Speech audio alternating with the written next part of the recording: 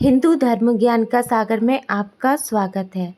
आज मैं सुनाऊंगी आपको बैसाख पूर्णिमा व्रत कथा। द्वापर युग में एक समय की बात है कि यशोदा जी ने कृष्ण से कहा, हे कृष्ण, तुम सारे संसार के उत्पन्न करता, पोषण तथा उसके संहार करता हो। आज कोई ऐसा व्रत मुझसे कहो जिसके करने से मृत्युलोक में स्त्रियों को विधवा होने का भय न रहे तथा यह व्रत सभी मनुष्यों की मनोकामना पूर्ण करने वाला हो। श्री कृष्ण कहने लगे, हे माता, तुमने अति सुंदर प्रश्न किया है। मैं तुमसे ऐसे ही व्रत को सविस्तार कहता हूँ। सौभाग्य की प्राप्ति के लिए स्त्रियों को 32 पूर्णिमाओं का व्रत करना चाहिए। इस व्रत को करने से स्त्रियों को सौभाग्य संपत्ति मिलती है। यह व्रत अचल सौभाग्य को देने वाला और भगवान शंकर के प्रति मनुष्य मात्र की भक्ति को बढ़ाने वाला है।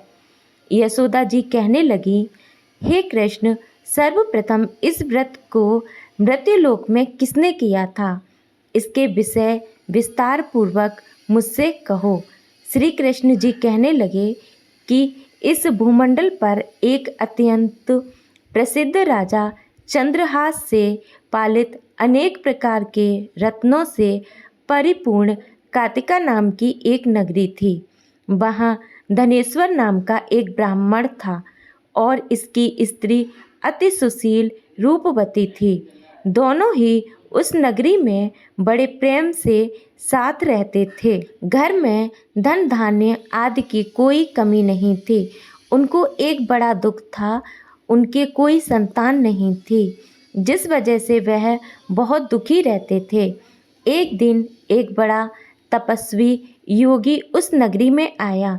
वह योगी बाकी सभी घरों से भिक्षा मांगकर भोजन किया करता था, लेकिन उस ब्राह्मण के घर से भिक्षा नहीं मांगा करता था।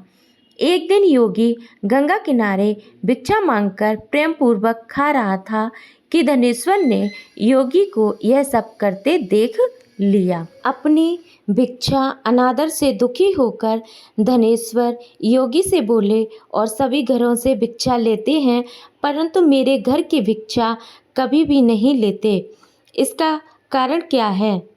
योगी कहने लगा कि आपके धर्म हमें इस बात की आज्ञा नहीं देता है, क्योंकि अभी आप गृहस्थ जीवन में एक सुख से वंचित हैं। आपके घर संतान होने पर मैं आपके घर से ही भिक्षा स्वीकार कर लूँगा। उन्होंने कहा कि जिसे संतान नहीं है उसके घर से भिक्षा लेने से मेरे भी पतित हो जाने का भय है। धनेश्वर यह सब बात सुनकर बहुत दुखी हुआ और हाथ जोड़कर योगी के पैरों पर गिर पड़ा और दुखी मन से कहने लगा कि आप मुझे संतान प्राप्ति के उपाय बताएं। आप सर्वज्ञ हैं, मुझ पर अवश्य ही यह कृपा कीजिए। धन की मेरे घर में कोई कमी नहीं है, लेकिन मैं संतान न होने के कारण अत्यंत दुखी हूँ। आप मेरे इस दुख का हरण कीजिए। यह सुनकर योगी कहने लगे, तुम चंडी की आराधना करो। घर पहुंचकर उन्होंने यह सारी बात अपनी पत्नी को बताई और खुद वन में चले गए। वन में पहुंचकर उसने चंडी की आराधना की और उपवास किया। चंडी ने 16वें दिन उसको सपने में दर्शन दिए और कहा कि हे धनेश्वर, जा, तेरे पुत्र होगा, लेकिन उसकी आयु सिर्फ 16 वर्ष होगी। 16 वर्ष की आयु में ही उसकी मृत्यु हो जाएगी। अगर तुम दोनों स्त्री और पुरुष 32 पूर्णिमाओं का व्रत करोगे तो यह दीर्घायु हो जाएगा। जितनी तुम्हारी सामर्थ्य हो उतने आटे के दिए जलाकर शिवजी का पूजन करना, लेकिन 32 पूर्णमासी ही होनी चाहिए। सुबह होते ही तुम्हें इस स्थान के पास एक आम का पेड़ दिखाई देगा। उस पर चढ़कर एक फल तोड़कर अपने घर ले जाना। अपनी स्त्री को इस बारे में बताना। सुबह स्नान होने के बाद वह स्वच्छ होकर शंकर जी का ध्यान करके उस फल को खा ले, तब शंकर भगवान की कृपा से उसको गर्व हो जाएगा। जब ब्राह्मण सुबह उठा तो उसे उस स्थान पर आम का पेड़ दिखाई दिया और वह उससे फल तोड़ने के लिए चढ़ा, लेकिन वह पेड़ पर चढ़ नहीं पा रहा था। यह देखकर उसे बड़ी चिंता हुई। उसने भगवान गणेश जी की उपासना की और कहा कि हे दयानिधे, अपने भक्तों के विघ्नों का नाश करके उनके मंगल कार्य को करने वाले, दुष्ट का नाश करने वाले, रिद्धि सिद्धि देने वाले, आप मुझे इतना बल दें कि मैं अपनी मनोकामना पूरी कर सकूं। इसके बाद वह पेड़ से फल तोड़कर अपनी पत्नी के पास पहुंचा। उसकी पत्नी ने अपने पति के कहे अनुसार इस फल को खा लिया और वह गर्भवती हो गई। देवी की कृपा से उन्हें बहुत सुंदर पुत्र पैदा हुआ। उसका नाम उन्होंने देवीदास रखा। माता पिता के हर्ष और शोक के साथ वह बालक बढ़ने लगा।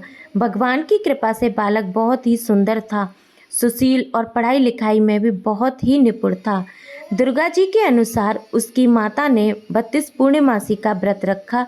जैसे ही 16वां वर्ष लगा, दोनों पति पत्नी बहुत दुखी हुए, कहीं उनके पुत्र की मृत्यु न हो जाए। उन्होंने सोचा कि अगर उनके सामने यह सब हुआ तो वे यह सब कैसे देख पाएंगे। तभी उन्होंने देवीदास के मामा को बुलाया और 1 वर्ष के लिए देवीदास को काशी में पढ़ने के लिए भेजा। 1 वर्ष के बाद उसे वापस घर लेकर आने को कहा। देवीदास अपने मामा के साथ एक घोड़े पर सवार होकर चल दिया। उसके मामा को भी यह बात पता नहीं थी। दोनों पति पत्नी ने 32 पूर्णमासी का व्रत पूर्ण किया। दूसरी तरफ मामा और भांजा दोनों रात गुजारने के लिए रास्ते में एक गांव में रुके। उस दिन उस गांव में ब्राह्मण की कन्या का विवाह होने वाला था। जिस धर्मशाला में वर और बारात के बाकी लोग रुके हुए थे, उसी धर्मशाला में देवीदास और उसके मामा ठहर गए। उधर कन्या को तेल आदि चढ़ने के बाद जब लग्न का समय आया तो वर की तबीयत खराब हो गई। वर के पिता ने अपने परिवार वालों से विचार विमर्श करके कहा कि यह देवीदास मेरे पुत्र जैसा ही है, मैं इसके साथ लग्न करा दूं और बाद में बाकी सारे काम मेरे बेटे के साथ पूरे हो जाएंगे। ऐसा कहने के बाद वर के पिता देवीदास को मनाने के लिए उसके मामा के पास गए और उन्हें सारी बात बताई। मामा ने कहा कि कन्यादान में जो कुछ भी मिलेगा वो हमें दे दिया जाए। वर के पिता ने यह बात स्वीकार कर ली। उसके बाद देवीदास का विवाह कन्या के साथ संपन्न हो गया।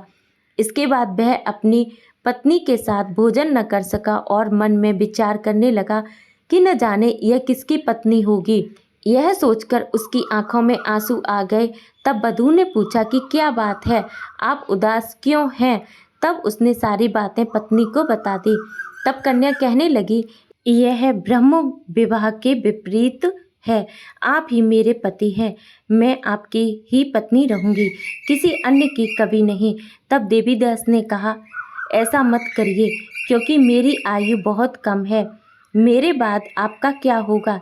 लेकिन उसकी पत्नी नहीं मानी और बोली, स्वामी आप भोजन कीजिए। दोनों रात में सोने के लिए चले गए।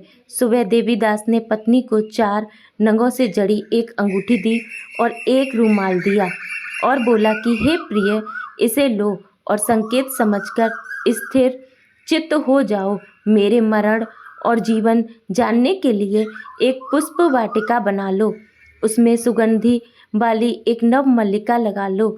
उसको प्रतिदिन जल से सींचा करना और आनंद के साथ खेलो कूदो।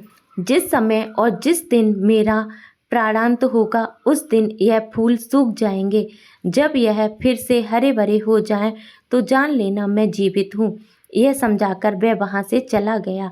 इसके बाद जब वर और बाकी बाराती मंडप में आए तो कन्या ने उसे देखकर कहा कि ये मेरा पति नहीं है, मेरे पति वह हैं जिनके साथ रात में विवाह हुआ है। इसके साथ मेरा कोई विवाह नहीं हुआ है। अगर यह वही हैं तो बताएं मैंने इन्हें क्या दिया है, साथ ही कन्यादान के समय मिले आभूषण उन्हें दिखाएं।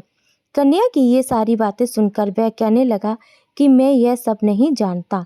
इसके बाद सारी बारात अपमानित होकर लौट गई। भगवान कृष्ण बोले, हे माता, इस प्रकार देवीदास काशी चला गया। कुछ समय जब बीत गया तो एक सर्प उसको डसने के लिए वहां आया, लेकिन वह उसको काट नहीं पाया क्योंकि उसकी माता ने पहले ही 32 पूर्णिमाओं का व्रत पूर्ण कर लिए थे। इसके बाद खुद काल वहाँ पहुँचा। भगवान की कृपा से तभी वहाँ माता पार्वती और भगवान गणेश जी आ गए। देवीदास को मूर्छित दशा में देखकर माता पार्वती ने भगवान शिव से प्रार्थना की कि महाराज, इस बालक की माता ने पहले ही 32 पूर्णिमा के व्रत कर लिए हैं, आप इसको प्राण दें। भगवान शिव ने माता पार्वती के कहने पर उसे प्राण दान दे दिया। उधर उसकी पत्नी उसके काल की प्रतीक्षा कर रही थी।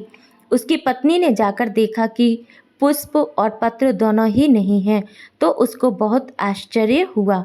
और जब उसने देखा कि पुष्प वाटिका फिर से हरी हो गई है, तो वह समझ गई कि उसका पति जिंदा हो गया है। इसके बाद वह बहुत ही प्रसन्न होकर अपने पिता से कहने लगी कि मेरे पति जीवित हैं, उनको ढूंढिए।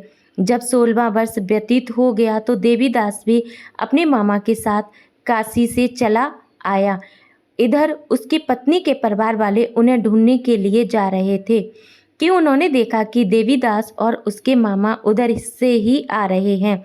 उसको देखकर उसके ससुर बहुत प्रसन्न हुए और उसे अपने घर ले आए। वहाँ सारा नगर इकट्ठा हो गया और कन्या ने भी उसे पहचान लिया।